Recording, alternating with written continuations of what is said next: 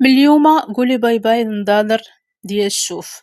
بهاد الحركات ان شاء الله غادي تحسن لك الشوف ديالك، وإلا الرموش كيضروك عينيك كيحرقوك بقوة الصهير والشوفان في التليفون وفي التلفازة، الا داومتي على هاد الحركات 3 ايام في السيمانه غادي تلاحظي الفرق في عينيك، غادي يرتاحوا عليك مزيان، ونقصي الصهير ونقصي عليك حتى التليفون شي شويه.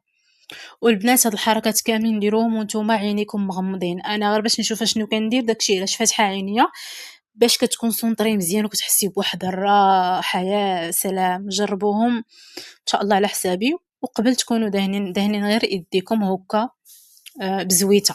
وفي نفس الوقت غادي نجاوب على واحد التعليق جاني متكرر بزاف. واحد الاخت كتبات ليا: ما عرفتش هاد التناقض، الصباغه في الظفران والحجاب حشومه، اتقي الله.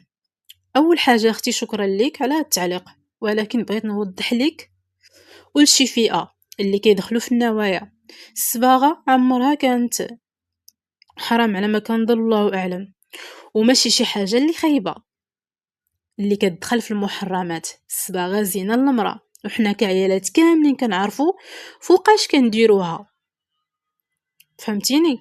في الوقيته اللي كتكون عندنا فيها رخصه الشرعيه ما كنصليوش فيها، يعني ما كاين لا ابطال الوضوء ولا حتى شي حاجه. وفين عندك انت المشكل بالضبط؟ واش المشكل في الصباغه، ولا المشكل في انك وليتي كتشوفي الحجاب بحال شي قيد اللي خاص المراه تحرم فيه راسها من كل شيء؟ الحجاب سترة وعفة، والصباغة زينة وجمال في داري وفوقاش ما بغيت. عاود ما نبقاو نحاسبوا بعضياتنا على المظاهر وندخلوا في التناقضات اللي كاينين غير في مخيلتك نتيا. نركزوا على المحتوى والفائده اللي كنشاركها معاكم. واش غنقول لك؟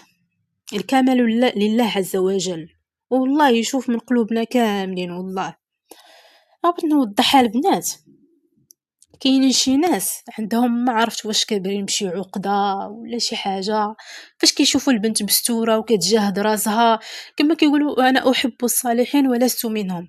الحمد لله كنجاهد راسي، كنلبس لباس ديالي مستور فيها باس، كنتهلا في راسي، مش حد دايره الحجاب ندفن راسي. ولا شتيني نتيا دابا مثلا كنركب على الموطور او على البيكالا او كنتسلق الجبال او كنسافر شي بلايصه، شنو غتقولي ليا؟ جلسي في دارك ما تمشيش راه حرام؟ ولا كنمشي للسواق خدامه على راسي، شنو غتقولي في هادشي؟ الله يهديكم الله يهديكم. والله هادشي راه زعما زدتو فيه بزاف، بالعكس نشوف الانسان محترم راسو لابس لباس مزيان شجعوه وقفوا معاه. ماشي الانسان يا اما خصو يكون عريان بمره، يا اما خصو يكون يصد على راسو. هادشي راه ميمكنش، راه حنا في 2026 وباقي الانسان عنده هاد العقليه، ولا داك الحسد وداك السم اللي كيكون فيه لداخل كيخليه يخرج داكشي، ديك العقده اللي عنده هو كابر بها.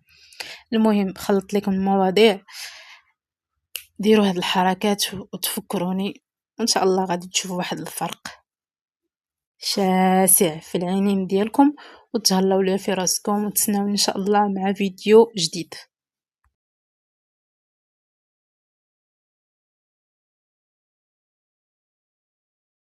البنات ولكن هاد الحركه في طبيعه الحال ما تغمضوش عينيكم، ما تبداو تشوفوا الفوق وترجعوا تشوفوا لتحت، تشوفوا الفوق وتشوفوا لتحت، والاخرى اللي من وراها تبقاي تشوفي جنب الجنب الاخر.